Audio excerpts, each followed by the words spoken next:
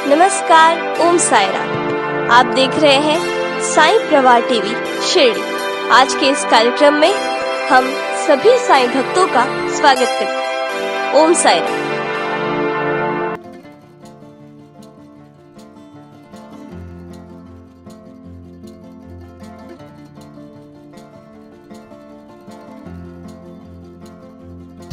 ओम साई राम।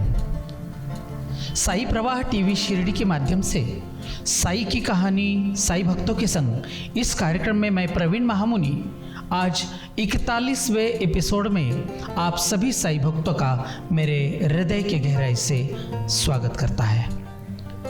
तो आइए आज एक विशेष एपिसोड लेकर मैं आपके समक्ष आया हूँ। आज का ये सुंदर एपिसोड साई सच्चरित्र के 32वें अध्याय में से लिया गया है और ये वो कहानी है जो स्वयं साईं बाबा ने अपने भक्तों को बताई। इस कहानी में हर एक शिष्य को अपना मार्ग कैसे चुनना चाहिए इसका वर्णन किया है।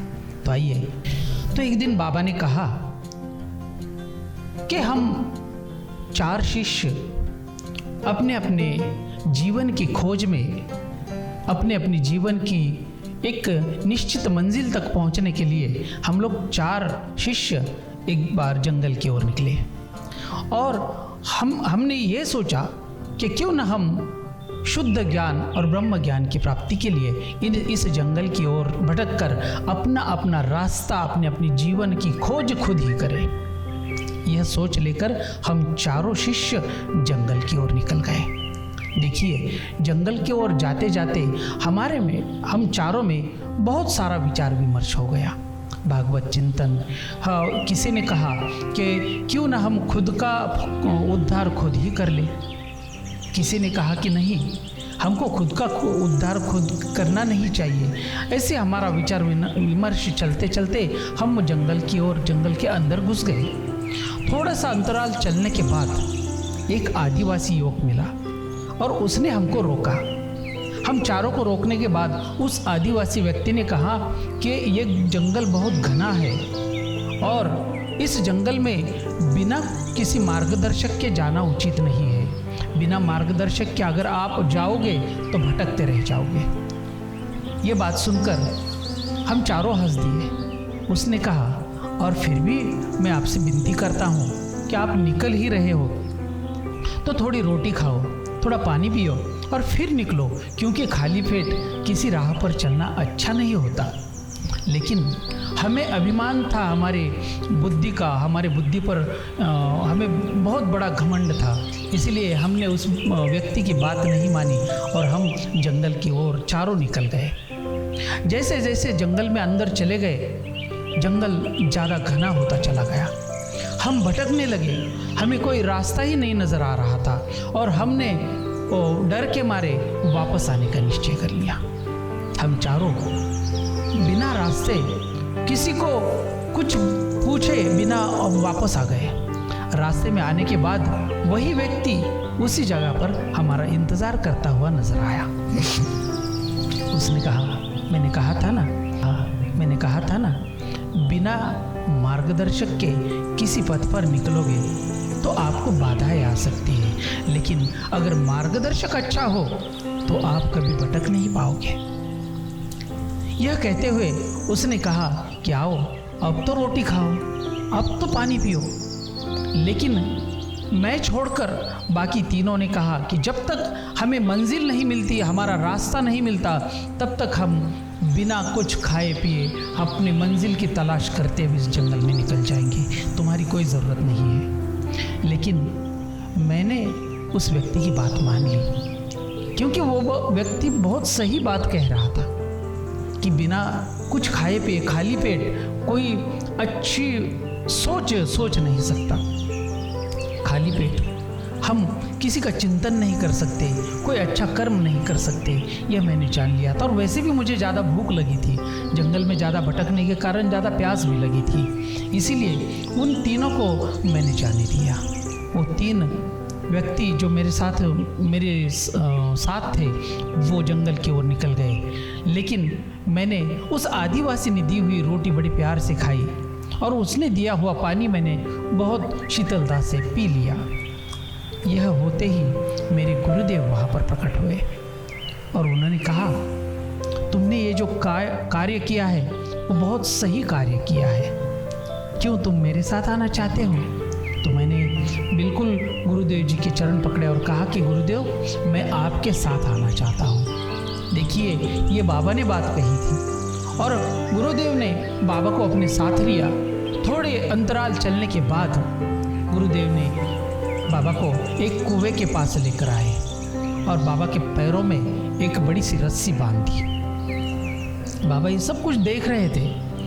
गुरुदेव जी ने बाबा के पैरों में बड़ी रस्सी बांधी और उस कुएं में उल्टा करके बाबा को छोड़ दिया। सर के बल बाबा को कुएं में छोड़ दिया और उस रस्सी का दूसरा छोर बाहर के एक पेड़ को बांध दिया और बाबा को ऐसे टांगते रखा कि बाबा का उस पानी को स्पर्श ना हो जाए, कुएं के पानी को बाबा के सर का स्पर्श ना हो जाए। इस अंतराल पर बाबा को टांगते रखा और वो गुरुदेव निकल गए। कुछ अंतराल, कुछ वक्त निकलने के बाद गुरुदेव वापस आ गए और उन्होंने बाबा को उस कुएं में से बाहर निकाला और पूछा, अब तुम्हें कैसा महसूस होता है? तो मैंने कहा, गुरुदेव मुझे बहुत अच्छा महसूस होता है, मैंने बहुत आनंद प्राप्त कर लिया। क्योंकि विपरीत परिस्थिति में भी जो व्यक्ति अपना आनंद ढूंढता है उसे दुनिया की कोई भी शक्ति निराश दुखी नहीं कर सकती। कितना भी विपरीत परिणाम हो, कितनी भी विपरीत परिस्थिति हो, जो उसमें भी अपना आनंद ढूंढता है, अपनी खुशी ढूंढता है, तो दुनिया की कोई भी ताकत उसको सच्चे और निस्वार्थ आनंद से कोई वंचित नहीं रहता। और गुरुदेव ने बाबा की बात सुनी। गुरुदेव जी के आंखों में आंसू आ गए। उन्होंने बड़े प्यार से, बड़े प्रेम से बाबा को अपने गले लगाया। बाबा के सर्व पूरे शरीर पर उन्होंने बड़े प्यार से हाथ फेरा है। बाबा के सर पर हाथ फेर कर उन्हें ब्रह्म ज्ञान दे दिया। ऐसा अद्भुत ज्ञान बाबा के अंदर छोड़ दिया और अपने साथ बाबा को रखा। बाबा को यह अनुभूति हो गई जैसे गुरुदेव के चरणों में बाबा ने सर रख दिया तो बाबा के मन से हर प्रकार का भय, हर प्रकार की चिंता, हर प्रकार का दुख अपने आप ही निकल गया। बाबा को गुरुदेव के चरणों में अपने माँ का प्रेम, पिता का वात्सल्य, घर बार, कुल सबका ध्यान निकल गया। उनके मन में सारे विषय थे, इन विषयों से बाबा मुक्त हो गए और ऐसे ब्रह्म ज्ञान की ओर, ऐसे विशाल ज्ञान के उस महासागर में बाबा गोते लगाने लगे।